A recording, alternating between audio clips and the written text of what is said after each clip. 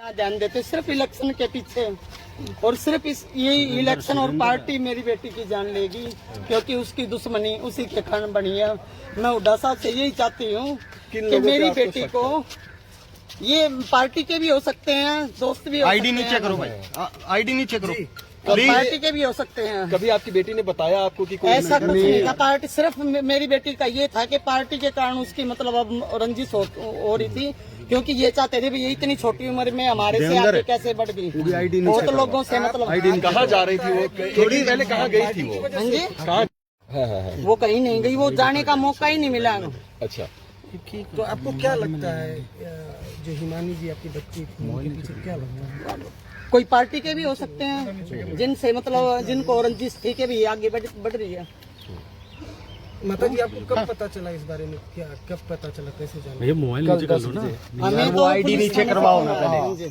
3 बजे पता चला। सर जी मैं हुड्डा साहब से, आशा हुड्डा से, उनके बहुत नजदीक थी मेरी बेटी कि मेरी बेटी को मतलब न्याय नहीं मिलेगा तो मैं अपनी बेटी का संस्कार नहीं करेंगे। मुझे न्याय मिलना चाहिए क्योंकि मेरी बेटी ने मतलब अपनी जवानी, अपनी पढ़ाई, मेरी बेटी ने पारिवारिक रंजिश भी थी क्या? क्योंकि आपके एक बेटे की भी रंजिश वो फिलहाल उसकी कोई वो नहीं थी। हमें वैसे डर के हम रहते थे, इस बात कारण ही मैं अपने बेटे को BSF कैंप लेके गई यहाँ से, भाई मेरा बेटा मतलब किसी के उसमें ना पड़े। भाई पिछली बार अरे मेरे बड़े बेटे को मतलब जब मार दिया था, जब भी हमारे को इंसाफ नहीं मिला, जब भी इंसाफ नहीं मिला, मैं तो अपने को इसकी जान बचाने के लिए यहाँ से BSF कैंप लेके गई थी। भाई मेरा बेटा इसके पापा की जगह सर्विस लग जाएगा, यहाँ की मतलब उससे बच जाएगा। ये 2011 की घटना है सर। और मतलब जब भी मेरे को इंसाफ नहीं मिला था, मेरी किस्मत में क्या यही लिखा है, मैं पाल एक बात है, सिर्फ एक बात कहूँगा, जब तक वो पकड़े नहीं जाएंगे आरोपी, जब तक दाग नहीं देंगे हम बिल्कुल भी, हम बॉडी ये भी बड़े कहनों के लिए बिल्कुल पोस्टमार्टम के लिए आए हैं खाली, क्योंकि मेरी बेटी ने अपनी जान दांव पे कांग्रेस के लिए लगाई है। अब भी छुप छुप के रह रही थी वो घर में, कभी किसी पार्टी का फोन आता, कभी किसी का। वो इन इलेक्शनों में किसी के साथ नहीं, वो घर पे सोती थी सारा दिन। मेरे को हर एक्टिविटी और राहुल गांधी के साथ कोई भी मेरे घर पे आता था। आपके साथ रहती थी या आपसे? हाँ, रोहतक हमारा डर था क्या? उस बात के लिए नहीं, मतलब जैसे पार्टी में उसका मन ऐसा, ये इलेक्शन के बाद ऐसा हट गया था कि भैया वो किसी पार्टी के साथ कह रही थी मैंने जॉब करनी है, मैंने मतलब मैं पार्टी में मतलब ज्यादा नहीं जाऊंगी। कांग्रेस जैसे ये इलेक्शन हो रहे हैं, कांग्रेस में कब से जुड़ी थी? कांग्रेस में वो 10 साल से जुड़ रही थी। अब मतलब 3-4 साल से, जैसे मेरे से शादी के लिए भी अब हाँ कर दिया था। बोल रही थी मम्मी सिर्फ 2024 दे दो, मैं इलेक्शन होने के बाद मैं शादी कर लूंगी। देख रहे थे उसके लिए, वो बिल्कुल वकालत कोई भी, हाँ LLB कर रही थी पहले BSc MBA फिर LLB। हाँ। आपकी लास्ट टाइम बात कब हुई है जी? मैं 27 तारीख को उसके पास 4 बजे तक थी। मैं यहाँ से 27 तारीख को मतलब घर से गई हूँ मैं। रोहतक में वो अकेले रहती थी? हाँ, वो रोहतक में, मतलब कभी मैं आ जाया करती, कभी वो हमारे पास चली जाया करती। आपकी लास्ट टाइम बात कब हुई है जी इसमें? 28 तारीख को आपकी बात हुई उनसे? 28 तारीख को नहीं हुई, हमारी बात हुई है 27 तारीख रात तक। मैं घर पहुंची हूँ 9 बजे, 9:30 बजे तक आखिरी। 28 दीपेंद्र सिंह का प्रोग्राम था हुड्डा सर का।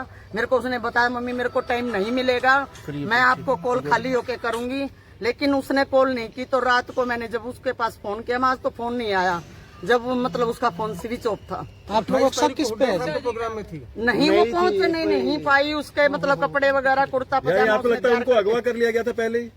उसने मेरे को बता दिया था ना, बिल्कुल मेरे को उसने पहले ही बता दिया था मम्मी कल मैं बिजी रहूंगी, मैं कॉल ना भी करूं तो आप मतलब टेंशन ना करना, मैं रात को फ्री होके फोन कर लूंगी। आपकी पुलिस अधिकारी से कोई बात हुई है? क्या करें? वो तो ये कह रहे कैमरे खंगाल रहे, हम ये कर रहे, वो कर रहे हैं। मैं हुड्डा साहब से अपील करना चाहती हूँ, आज के टाइम इलेक्शन है, आज के दिन इलेक्शन है। कांग्रेस पार्टी ने कितने वोट दिए थे? मैंने उनको पिछले विधानसभा चुनाव में बड़ी नजदीकी से देखा और बहुत ही एक्टिव थी, बहुत ही हंसमुख थी और एक हमारी पार्टी का बहुत ही इम्पोर्टेंट हिस्सा थी।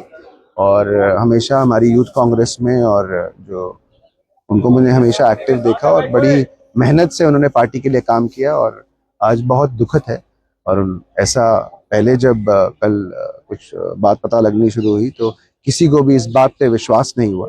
बाद में जब फोटो देख के और मेरे पिता यहाँ से विधायक श्री भारत भूषण बत्रा जी ने जब वो फोटो देखी और जब आप लोगों के फोन आने शुरू हुए तब पता लगा कि वो हिमानी है। हमने तो इस बात पे विश्वास ही नहीं किया कि ऐसे हो सकता है। दूसरी बात, जो बड़ी बात है वो ये है कि एक रोहतक की बेटी, हरियाणा की बेटी के साथ ऐसे हो जाना और ऐसे सूटकेस में उसकी लाश मिलना बहुत ही दुर्भाग्यपूर्ण है।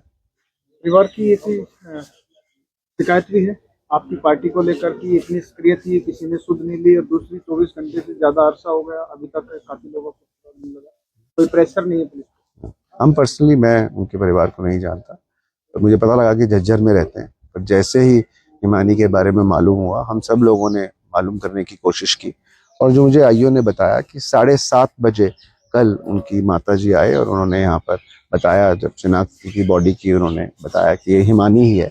पर हम लोगों ने फोटो देख के पहचान लिया था। और जहाँ तक इन्वेस्टिगेशन की आप बात कर रहे हैं, अगला दिन बीत गया। दुर्भाग्यपूर्ण ये है कि जी अभी तक ऑटोप्सी की रिपोर्ट, हमारी बेटी की जो ऑटोप्सी की रिपोर्ट है वो अभी तक तैयार नहीं है। इन्वेस्टिगेशन तो कहाँ की बात करें, जो हरियाणा की पुलिस क्लूलेस है इस मामले में कि क्या हुआ। सबसे बड़ा दुर्भाग्य, सबसे जो दुखद बात एक ये भी है, इतनी सनसनीखेज मर्डर हो जाने के बाद, जो आज नेशनल मीडिया भी कवर कर रहा है, उसके बाद भी सरकार बिल्कुल ही इस मामले में कोई संज्ञान नहीं ले रही।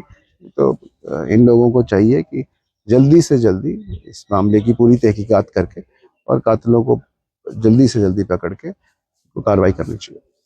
अब तक के लिए बस इतना ही। फिर मिलते हैं एक ऐसी ही बड़ी खबर के साथ। तब तक के लिए नमस्कार और देखते रहिए हरियाणा जागृति 24। अगर आपको वीडियो पसंद आई हो तो लाइक करें व शेयर करें। ऐसी लेटेस्ट अपडेट पाने के लिए बेल आइकन प्रेस करना ना भूलें। अगर आप हमें फेसबुक या फिर इंस्टा के माध्यम से देख रहे हैं तो हमारे पेज को फॉलो जरूर करें। धन्यवाद।